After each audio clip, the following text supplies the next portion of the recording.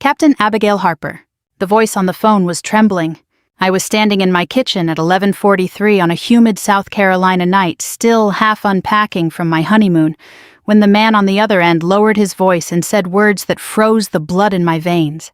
Abigail, I discovered something terrible. Come to my office immediately, and whatever you do, don't tell your father. For a moment, I forgot how to breathe. Then he added 5 words that changed my life forever. It's about your father's DNA. Aline. 30 minutes later, I was driving through downtown Charleston, in full Marine Corps service uniform, my hands locked tight around the steering wheel. Even now, looking back, I can still feel the weight of that drive. The city was quiet, washed in yellow streetlight and summer heat. The harbor breeze carried the smell of salt through my cracked window. Most people were asleep in their tidy homes with porch lights glowing soft against old brick and magnolia trees. Ordinary people living ordinary lives. I remember envying them. At 28, I thought my life was settled, predictable. I'd done everything right. Graduated college with honors. Commissioned into the United States Marine Corps. Earned my captain's bars after 6 hard years of service. Married Daniel, a steady, thoughtful Navy lieutenant who never raised his voice and always made the coffee before I woke. And through it all, my father had stood there like an immovable stone. Richard Harper. Tall, controlled, emotionally reserved. A Charleston businessman who believed discipline was the highest virtue and affection was best left unspoken. He wasn't cruel. Not exactly. But love from Richard Harper came wrapped in expectation. He paid for my education. He attended every promotion ceremony. He shook Daniel's hand at our wedding and said, "Don't disappoint her." But he never hugged me. Not once after childhood. And every time I wore my dress blues, he looked at me with something close to contempt. 2 months earlier, when I stood before family and friends at my promotion ceremony, he leaned close and muttered, "Playing soldier doesn't make you important, Abby." I smiled through it, like always, because he was my father. And because children, even grown ones in uniform, spend their lives trying to earn approval that may never come. St. Joseph Medical Center stood quiet under the moonlight when I arrived. Dr. Michael Carter was waiting at the side entrance. He looked pale, too pale. His gray hair was damp against his forehead, and his usual calm physician's smile was nowhere to be found. "Captain Harper." "What happened?" I asked. He glanced over his shoulder before speaking. "Come with me." He led me down a private corridor toward his office. The fluorescent lights hummed overhead. Somewhere distant, a monitor beeped steadily. Hospital sounds. Familiar sounds. My father had been here all week preparing for kidney transplant evaluation. His health had been declining for nearly a year, though he'd fought the diagnosis with his usual stubborn silence. Dr. Carter closed the office door behind us and locked it. That was the moment I knew this wasn't about medicine. He crossed to his desk and picked up a sealed folder. Then he looked me straight in the eye. "Captain, before I show you this, I need your word. You won't confront your father until you've seen everything." A cold knot tightened in my stomach. "What is this?" He hesitated. Then he slid the file across the desk. "During transplant screening, we ran compatibility DNA analysis." I frowned. "That's standard." "Yes." He swallowed hard. "But your father's results raised an anomaly." I opened the folder. At first, the pages looked like meaningless medical data. Then I saw the highlighted line. Paternity excluded 99.99%. The room tilted. I actually laughed. Not because anything was funny, because my mind refused to process what my eyes were seeing. "This is wrong." Dr. Carter said nothing. I looked again. The numbers didn't change. "No," I whispered. "No, this is some clerical mistake." He sat slowly across from me. "Abigail, I reran the test 3 times myself." I stared at him. The silence stretched. Then he reached into his desk drawer and removed a second folder. This one older, yellowed at the edges. He placed it gently beside the first. 28 years ago, he said quietly, a paternity analysis was performed at this hospital under sealed authorization. I felt my pulse hammering in my throat. By who? He looked ashamed. Your father paid to have the results buried. For several seconds I couldn't move. Couldn't blink. Couldn't think. Then with shaking hands I opened the second file. Inside was another DNA report. Older formatting. Official seals. And one line typed cleanly across the page. Biological father match confirmed. Beneath it was a name I knew as well as my own. A name every Marine in America knew. General Nathaniel Reeves, United States Marine Corps. The folder slipped from my hands and struck the floor. I couldn't breathe. General Reeves, America's most decorated living Marine. The man whose portrait hung in command buildings across the country. The man who had pinned my captain's bars on my collar 6 months earlier at Camp Lejeune. The man who had paused afterward, looked into my eyes, and said something I'd never understood. Your mother would have been proud. At the time, I thought it was formal kindness. A polite military blessing. Now those words hit me like artillery fire. Dr. Carter's voice sounded far away. There's more. I looked up slowly. He slid a photograph across the desk. A young woman in marine dress blues smiled beside a younger Nathaniel Reeves. Her hand rested gently against her stomach. My stomach. My knees buckled, because the woman smiling at the camera was my mother. And written on the back, in faded blue ink, were 5 words that shattered what remained of my world. Waiting for Abigail to arrive. I sank into the chair, unable to speak, unable to think, unable to understand how the man I called father had stolen 28 years of truth. And somewhere deep inside, beneath the grief and shock and disbelief, something colder began to rise. Not rage, not yet. Something quieter. Something far more dangerous. The need to know why. And once I knew, what I would do with the truth. I did not sleep that night. I drove home just before dawn, parked in the driveway of the Charleston house where I had grown up, and sat behind the wheel staring at the dark windows as if I were looking at a stranger's home. Inside, Daniel was still asleep. Inside, the life I thought I understood was still waiting for me. And somewhere upstairs, folded neatly in a cedar chest I had not opened in 15 years, I suddenly knew there had to be answers. When I finally stepped through the front door, Daniel was already standing in the kitchen. He had that Navy habit of waking instantly alert no matter the hour. His dark hair was rumpled and his expression tightened the moment he saw my face. Abby. I couldn't speak. I simply handed him the file. He read the first page, then the second. Then he looked up slowly and I saw the shock settle into him like cold rain. My God. I sat down hard at the kitchen table. For a long moment, neither of us said anything. The coffee maker clicked on automatically at 5:30, just as it did every morning. The smell filled the room with a comforting familiarity that suddenly felt obscene. Ordinary life continuing while mine had just collapsed. Finally, Daniel sat beside me. Do you believe it? I stared at the polished wood grain of the table.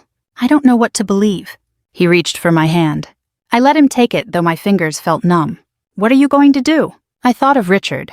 He was still asleep at St. Joseph, probably unaware his entire lie was unraveling. The thought should have comforted me. Instead, it made me sick. I need proof, I said quietly. By 7 o'clock, I was climbing the narrow attic stairs in my childhood home. The house had belonged to my mother before Richard bought out her share after she died. He'd never changed much. Same floral wallpaper in the upstairs hallway, same antique brass fixtures, same faint scent of cedar and old books. The attic was exactly as I remembered. Dusty beams, cardboard boxes stacked with military precision, and in the far corner beneath the small dormer window sat the cedar chest. I hadn't opened it since I was 13. The brass latch resisted before finally giving way with a sharp metallic snap. Inside lay my mother's life. Folded sweaters, a silk scarf, old perfume bottles long dried empty, and beneath them, wrapped carefully in white linen, her Marine Corps dress blues. I froze. My mother had been a Marine. I had never known. Richard had told me she'd been a school teacher. Hands trembling, I unfolded the jacket. Captain's bars gleamed faintly beneath the dust. My breath caught. Captain Eleanor Reeves, not Harper. Reeves. The name struck me like a physical blow. Beneath the uniform lay her dog tags. And under those, letters. Dozens of them tied neatly with faded blue ribbon. I sat cross-legged on the attic floor and opened the first. The handwriting was firm and unmistakably military. My dearest Eleanor, if this deployment keeps me longer than expected, promise me you'll tell Abigail her father already loves her more than life itself. My vision blurred. I opened another. And another. Each signed the same way. Forever yours, Nathaniel? By the 4th letter, I was openly shaking. Then I found the newspaper clipping. The Charleston Gazette, October 1994. Marine Major Nathaniel Reeves presumed killed in classified Beirut operation. A grainy photograph showed a younger version of the man who had pinned my promotion bars. The article explained his body had never been recovered. Presumed dead. I remembered what Richard had always told me. Your mother was widowed young. She never recovered from losing your father. A lie. All of it. Because if Nathaniel had been presumed dead, then Richard had entered her life afterward. He had not been my father abandoned by tragedy. He had been the man who stepped into tragedy and built a lie inside it. At the bottom of the chest sat one final envelope, unsealed. No stamp, no date. I opened it carefully.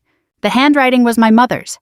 If Abigail ever learns the truth, tell Nathaniel immediately. Richard cannot be trusted to do what is right. The room spun. I read it again. And again. My mother knew. She knew Richard would lie. And she had tried to leave a path back to the truth. A sound behind me made me jerk around. Daniel stood in the doorway, pale as ash. He must have read my face because he crossed the room without speaking and knelt beside me. I handed him the note. He read silently. Then he exhaled long and slow. Abby, she knew. My voice cracked. She knew what he'd do. Daniel sat beside me. Neither of us spoke for a long time. Finally, he said gently, "There's more." I frowned. He handed me his phone. The screen showed a text message from an unknown number. Richard Harper requested immediate discharge from St. Joseph at 6:12 a.m., left against medical advice. My blood ran cold. He knows, Daniel said. I stood so fast the letters scattered across the floor. Number. Daniel rose with me. Abby. No, he doesn't get to run. For 28 years, Richard Harper had controlled every version of my life. He had shaped my childhood, buried my truth, and worn the title of father, while another man grieved a daughter he believed dead. And now that his lie had surfaced, he thought he could simply disappear. Number. I wiped my eyes and squared my shoulders with the reflexive precision of a Marine officer preparing for orders. For the first time in my life, I felt something colder than grief settle inside me. Resolve. Not revenge born of rage. Something cleaner. More exact. Truth. And Richard Harper was going to answer for every stolen year. Then Daniel's phone buzzed again. A second text. 3 words. He's gone home. I looked toward the attic window, toward the long oak-lined driveway below. And right then, through the morning fog, I saw Richard's black sedan pulling slowly into the drive. He had come back. And this time, I was waiting. Richard Harper stood in the center of my childhood living room as if nothing had happened. He wore pressed khakis and a pale blue button-down shirt, the kind he'd worn every Sunday for as long as I could remember. His silver hair was neatly combed. His expression was calm. Too calm. He looked exactly like the man who had raised me. That was what unsettled me most. How ordinary evil can look. When he saw me step into the room, his face softened into something almost fatherly. Abby, he said gently, "You're home early." I stared at him. For 28 years, I had looked into that face and seen certainty, stability, authority. Now all I could see was the architecture of deception. Daniel stood quietly behind me, saying nothing. Richard's eyes flicked briefly toward him, then back to me. "What's wrong?" I said nothing. I simply walked forward and placed my mother's note on the coffee table between us. The room went still. Richard looked down. I watched the exact moment recognition struck him. His face lost color. He didn't touch the note. Didn't pretend not to know what it was. He simply closed his eyes for one long second. And when he opened them, he looked 20 years older. "Where did you find that?" "In the attic," I said. My voice surprised me. It sounded calm, steady, Marine calm. The kind of calm that comes before action. He exhaled slowly and lowered himself into his leather chair. For a moment, he looked tired enough to tell the truth. Instead, he asked quietly, "Did Carter contact you?" The question itself was answer enough. I folded my arms.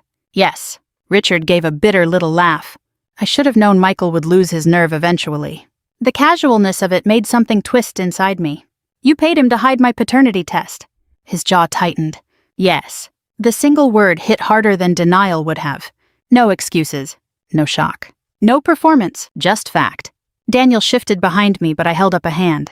I wanted this. Needed this. Why? Richard looked at me, then really looked at me, and what I saw there unsettled me more than anger would have. Love. Broken, selfish, desperate love. Because I was afraid. I laughed sharply. Afraid? Yes. He rose slowly and walked to the window, staring out toward the old magnolia tree in the yard. "You were 2 years old when your mother died." The words landed like stones. My mother had never been discussed in detail. Richard always dismissed questions with the same answer. "It hurts too much." I'd stopped asking by 12. Now his voice was distant, almost reflective. Nathaniel was overseas again. Classified deployment. No contact. The military declared him missing. I said nothing. Richard's shoulders sagged. Eleanor believed he'd come home. She refused to let go. His voice broke slightly. "I loved her, Abigail. God help me, I loved her for years before she ever noticed me. The confession filled the room with something ugly and intimate. She was grieving, vulnerable. I told myself I was helping her, protecting both of you. His hands clenched behind his back. Then she became sick. A cold dread crept through me. What happened? He closed his eyes. Cancer. Aggressive. By the time they found it, there was nothing anyone could do. I felt my knees weaken. No one had ever told me that. Not once, Richard continued quietly. She made me promise to care for you if Nathaniel never returned. I swallowed hard. And when he did return, Richard turned toward me. The grief in his face looked real. That was the terrible part. I had already buried her, already held you through your nightmares, already become your father in every way that mattered. His voice roughened. And then Nathaniel came home alive. The room seemed to shrink. He came to Charleston asking questions, looking for Eleanor, looking for you. I could barely breathe. What did you tell him? Richard looked directly into my eyes. I told him you both died. The words struck like a rifle shot. For several seconds, no one moved. No one spoke. Then I heard myself whisper, "You let him believe his wife and daughter were dead." Richard's voice cracked. Yes. The honesty made it worse, because there was no defense in it. Only guilt. Only truth. My whole body trembled, but not from weakness. From the effort it took not to shatter. How could you? He stepped toward me. Instinctively, I stepped back. The pain on his face deepened. I loved you. No, I said quietly. My voice was steady now, steel wrapped in sorrow. You loved keeping me. He flinched.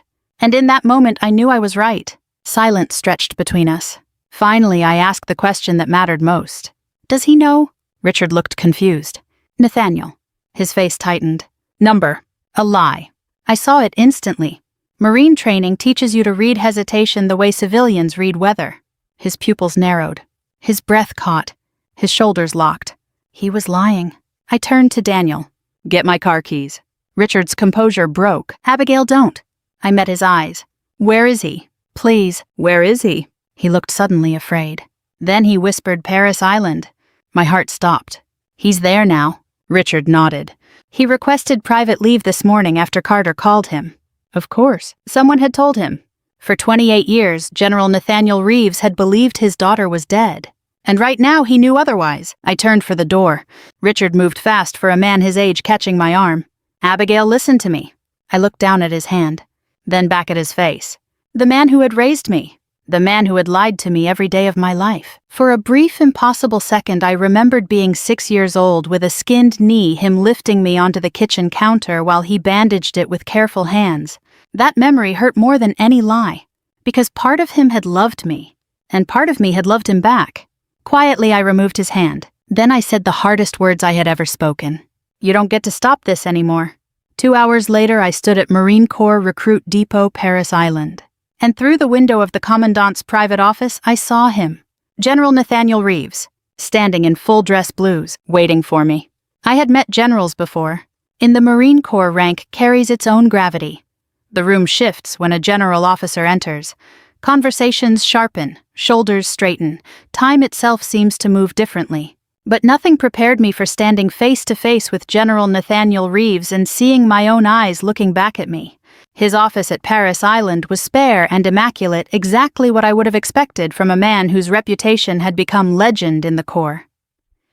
Framed commendations lined one wall. A model of the Eagle Globe and Anchor sat centered on a polished walnut shelf. Through the broad windows behind his desk, recruits could be seen crossing the parade deck in perfect formation under the South Carolina sun. He stood when I entered. For a moment, neither of us spoke. He was taller than I'd imagined. Late 50s, broad-shouldered despite age, his silver hair cut close. The years had hardened his face into clean lines of discipline and endurance. But his eyes, those were my eyes, gray-blue, sharp and searching. And suddenly all the breath left my body. He took one careful step toward me as though approaching something fragile enough to break. Captain Harper. His voice was steady, but only just. I stood at attention, automatically, every Marine instinct rising to the surface. Sir? He gave the faintest shake of his head. At ease. I obeyed. He studied my face for what felt like forever. Then he whispered words so quiet I barely heard them. Eleanor's smile. And just like that, whatever professional composure I'd brought with me cracked. I looked away first. The room blurred slightly. He noticed. His voice gentled. You don't have to stand like a Marine right now. I swallowed hard. I don't know how else to stand. That drew the smallest smile from him, and for one impossible second I felt something shift between us. Recognition. Not certainty, but possibility. He gestured toward the chairs near the window. Please. I sat. He remained standing for a moment, gathering himself, then lowered into the chair opposite mine with deliberate control. The kind of control men learn when they've spent years carrying grief too heavy to set down. For several seconds he said nothing. Then he folded his hands and spoke plainly. I loved your mother more than I have ever loved anything in this life. The honesty in his voice was devastating. There was no performance in it. No manipulation. Only truth. I nodded for him to continue. He exhaled slowly. We met at Quantico. She was the finest logistics officer I'd ever seen. Smarter than me, which irritated me tremendously. A faint smile touched his mouth. She corrected a deployment routing error I'd missed in front of half the battalion, then apologized afterward because she thought she'd embarrassed me. Despite myself, I smiled. That sounded like someone I would have liked. She was brilliant, he said softly, and kind in ways this world rarely rewards. He looked down briefly. We married 6 months later. The words settled heavily between us. Not because they shocked me anymore, but because hearing them aloud made everything real. She became pregnant with you during my second overseas rotation. We were happy. His voice roughened. Then Beirut happened. I had read enough military history to know. The classified operation gone catastrophically wrong. Multiple casualties. Survivors extracted weeks later under secrecy orders. He had been one of them. I was listed missing. Communications were blacked out. For 37 days, no one outside command knew whether I was alive. His eyes met mine. When I came home, Richard met me at Eleanor's gravesite. My stomach clenched. He told me she'd died during childbirth complications, that the baby had died with her. I felt physically ill. The memory of Richard standing in our living room admitting it with such quiet certainty returned like acid. Nathaniel's voice dropped lower. I believed him. The pain in those 2 words filled the room. I could hardly breathe through it. I spent years trying to understand why God would let me survive war only to come home to that kind of loss. He looked toward the parade deck outside. I considered ending my career, nearly ended my life if I'm honest. I froze. He glanced back at me. Duty saved me, sometimes it's all that does. I understood that better than most. He leaned forward then and opened a folder on the table between us. Inside were photographs, my mother laughing beside him on a dock. Their wedding. Ultrasound scans. A grainy photo of Eleanor visibly pregnant smiling directly into the camera. My throat tightened. I touched the edge of one picture with trembling fingers. She kept all these. She mailed duplicates to my deployment address. His jaw flexed. They were returned unopened after I was declared missing. Richard signed for them. The room tilted again. Proof. Cold and absolute. No possibility of misunderstanding. Richard had intercepted everything. For nearly 30 years he had guarded this lie like treasure. And in that moment the shape of my revenge became clear. Not fury. Not destruction. Truth. Public undeniable truth. I looked up. What do you want from me? Nathaniel's expression changed instantly. Softened. Nothing. The word surprised me. He sat straighter. You owe me nothing, Abigail. Not trust. Not affection. Not forgiveness for years I couldn't be there. His voice faltered for the first time. I would settle for the chance to know the woman my daughter became. Something inside me broke open then. Not fully, but enough. I looked at this man, the stranger who was not a stranger at all, and saw none of Richard's possession. No claim. Only hope. And grief. And love patient enough to wait. That was when my phone rang. Daniel. I answered immediately. His voice was urgent. Abby, you need to come home. Ice slid through me. What happened? It's your father. A pause. Then, he emptied every account he had this morning. My pulse hammered. He's leaving. No, Daniel said grimly. He's not leaving. I heard voices in the background, papers shuffling. Then Daniel's next words stopped my heart. He's gathered the whole family at the house tonight. Why? Another pause. When Daniel answered, his voice was heavy with understanding. He knows the truth is out. I looked at Nathaniel. He was already rising to his feet, and in his eyes I saw exactly what I felt. After 28 years of lies, Richard Harper had finally decided to face judgment. By the time Nathaniel and I reached Charleston, dusk had settled over the city like a heavy curtain. The old Harper house stood lit from end to end, every downstairs window glowing gold against the darkening sky. Cars lined both sides of the oak-shaded street. My father's black sedan sat in the driveway like a silent accusation. He had invited everyone, aunts and uncles, cousins I saw only at holidays, family friends who had known me since childhood, people who had toasted my wedding only weeks earlier and still believed Richard Harper was the proud father of a successful Marine officer. He had gathered witnesses, not to escape, to confess. Nathaniel parked beside Daniel's car and shut off the engine. For a moment, neither of us moved. The silence inside the vehicle was strange and intimate, filled with everything neither of us yet knew how to say. Finally, Nathaniel spoke. "Whatever happens tonight, Abigail, you set the terms." I looked at him. The dashboard light cut soft shadows across his face, revealing both strength and age. This man had commanded thousands, had survived combat loss and 30 years of grief. Yet he was handing control to me without hesitation. It was such a different kind of fatherhood from the one I'd known that it nearly undid me. I nodded once. Together we went inside. The house was silent when we entered. Every conversation stopped. Nearly 20 people stood gathered in the living room. My Aunt Carol's hand flew to her mouth when she saw Nathaniel beside me. Others simply stared. Richard stood near the fireplace, one hand braced against the mantel for support. He looked smaller somehow, older than he had that morning. His eyes found Nathaniel first, then me. And for the first time in my life I saw fear in Richard Harper. Not fear of punishment, fear of losing what he had stolen. Daniel stepped quietly to my side. His hand brushed mine once, steadying grounding. Then Richard spoke. His voice was low and formal. "Thank you all for coming." No one answered. He looked directly at the room. "There are things I have hidden for nearly 30 years. Tonight they end." He glanced toward me. I gave no reaction. Whatever happened next was his burden to carry. He drew a long breath. Then he told them everything. Not elegantly, not defensively. Plainly, he spoke of meeting Eleanor when Nathaniel was deployed, of loving her hopelessly, of caring for her through illness after Nathaniel was presumed dead, of learning she was dying, of the promise she made him swear to care for me if Nathaniel never returned. Then came the moment that changed him from caretaker to thief. When Nathaniel came home alive, Richard said quietly, "I couldn't bear to lose her all over again." The room remained perfectly still. His voice broke. So I lied. No one moved. No one interrupted. He described telling Nathaniel that Eleanor and I had died. Described intercepting letters. Destroying records. Paying doctors to bury DNA results when questions arose years later.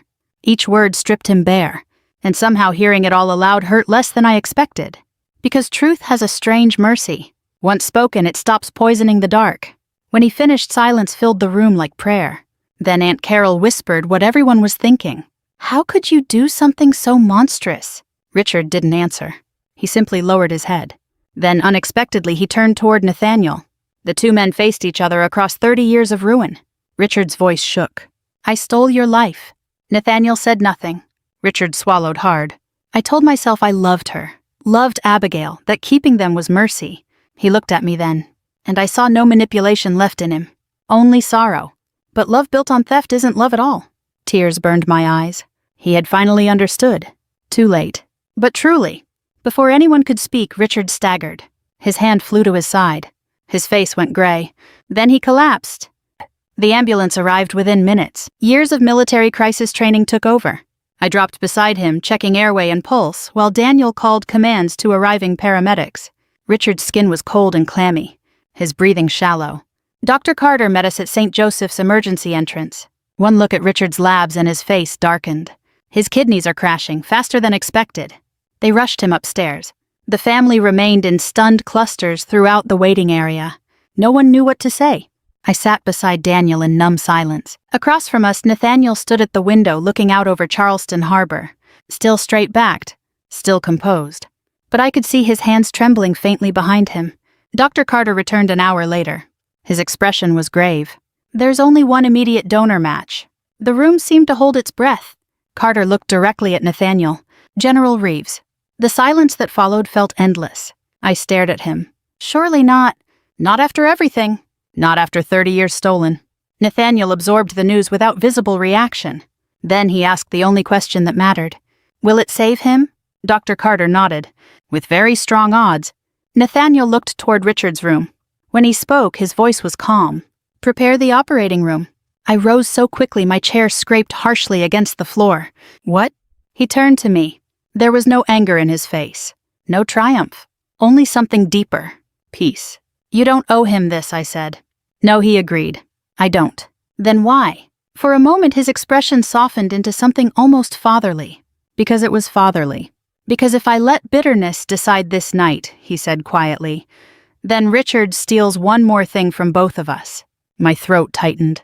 He stepped closer, and in front of our stunned family general, Nathaniel Reeves gently placed a hand on my shoulder. Abigail, revenge reveals character. His voice lowered. Tonight, let ours reveal honor. I broke then. Not loudly. Not dramatically. Just silent tears finally released after 28 years of lies I had never known I carried. And for the first time in my life I leaned into my father. My real father, as orderlies wheeled him toward surgery to save the man who had stolen him from me. Richard Harper survived the surgery. The doctors told us later that if Nathaniel had waited even another hour to agree, Richard likely would have died before morning. I remember sitting in the recovery waiting room just before dawn, staring at the first pale streaks of sunlight spreading across Charleston Harbor beyond the hospital windows. It was one of those quiet southern mornings that always seem older than time itself, the kind where the world feels washed clean. For the first time in 30 hours, no one was speaking. Daniel sat beside me, his hand loosely wrapped around mine. Across from us, Nathaniel rested in a reclining chair, pale from anesthesia, but sitting upright anyway because men like him had spent a lifetime refusing to collapse in front of others. He caught me looking and gave me a faint smile. It was small, tired, real, and something inside me eased. Dr. Carter stepped into the room carrying 2 paper cups of hospital coffee and handed one to Nathaniel. You should be resting. Nathaniel accepted it with a slight nod. I've spent 30 years waiting to know my daughter. I can rest later. The words struck me harder than they should have. Not because they were dramatic, because they weren't. They were spoken with the plain certainty of truth. That was what made them powerful. I had spent most of my life around carefully managed emotions, love rationed out in practical gestures never spoken too plainly. Richard had believed affection became weaker when named aloud. Nathaniel seemed to believe the opposite. And I realized then how starved I had been for simple honesty. Richard woke late that afternoon. Dr. Carter allowed only immediate family inside. For the first time in my life, that phrase felt complicated. I entered first. He looked impossibly small against the white hospital sheets. The surgery had drained the color from his face. The force that had always defined him seemed diminished, as though truth itself had finally taken something from him. When his eyes opened and found mine, they filled instantly with tears. I had never seen Richard Harper cry. Not when my mother died. Not when I graduated boot camp. Not even when doctors told him his kidneys were failing. But now he wept openly. Abigail. His voice cracked on my name. I stepped closer but remained standing. For a long moment neither of us spoke. Then he whispered why. I knew what he meant. Why had Nathaniel saved him? Why had mercy answered theft? Before I could respond, the door opened behind me. Nathaniel entered slowly, one hand resting lightly against his side. Richard stared at him as though seeing judgment itself. Nathaniel stopped beside the bed. And then he said something I will carry for the rest of my life. You don't get to die before making this right. Richard broke. The sob that escaped him was raw and terrible, the sound of 30 years finally collapsing under their own weight. He covered his face with trembling hands. I'm sorry. Nathaniel said nothing. Richard looked at me then. Really looked at me. Not as possession. Not as proof of his sacrifice. Not as something he had earned. Simply as his daughter, the woman he had wronged. I thought loving you was enough, he whispered. His breathing hitched. I thought raising you gave me the right to keep the truth. He swallowed hard. I was wrong. The room was utterly still. Then he said the words I had needed all my life. I was proud of your uniform. Tears blurred my vision. He shook his head weakly. I mocked it because every medal you earned reminded me whose daughter you truly were. I could hardly breathe. All those years. All those cold dismissals. Not contempt. Shame. A man punishing himself by withholding the pride he could not bear to feel. And suddenly I understood something age teaches better than youth ever can. People do terrible things not because they feel nothing, but because they feel too much and lack the courage to face it honestly. I stepped to the bedside. Richard looked up, frightened of what I might say. Quietly, I took his frail hand. You were the man who raised me. His breath caught. I looked back toward Nathaniel. And he was the man stolen from me. Then I faced Richard again. Both things are true. His mouth trembled. Can you ever forgive me? I thought of the answer carefully. Forgiveness is not forgetting. It is not excusing. It is simply choosing not to live forever inside another person's sin. At last I nodded. Yes. He closed his eyes and wept. Not with relief. With gratitude. The honest kind. 6 months later, I stood on the parade field at Camp Lejeune beneath a bright Carolina sky as my promotion ceremony began. Rows of Marines stood sharp in dress blues. Families filled the bleachers. The brass band played softly in the distance. When my name was called, I stepped forward. Major Abigail Reeves Harper. The name had taken time to choose, and healing to deserve. Nathaniel stood on my right in full dress blues. Richard stood on my left, still thinner from recovery, but stronger every week. Together they pinned the gold oak leaves of Major to my collar. One father by blood, one by years, both changed by truth. As the applause rose around us, Nathaniel saluted first. Richard followed awkwardly, having practiced for weeks just to do it properly. I returned both salutes with tears in my eyes. And in that moment, standing between the men who had shaped my life through love and failure alike, I understood the lesson this story was always meant to teach. Secrets may shape a life for a season, but truth, however painful, sets it free. If this story has ever reminded you of someone you need to forgive, or someone who deserves your honesty before time runs out, don't wait. Life humbles all of us eventually. The brave thing is telling the truth before it has to break us open. And if this story moved, you share it with someone who may need that reminder too. And stay with us for more stories about family truth and the quiet courage it takes to come home.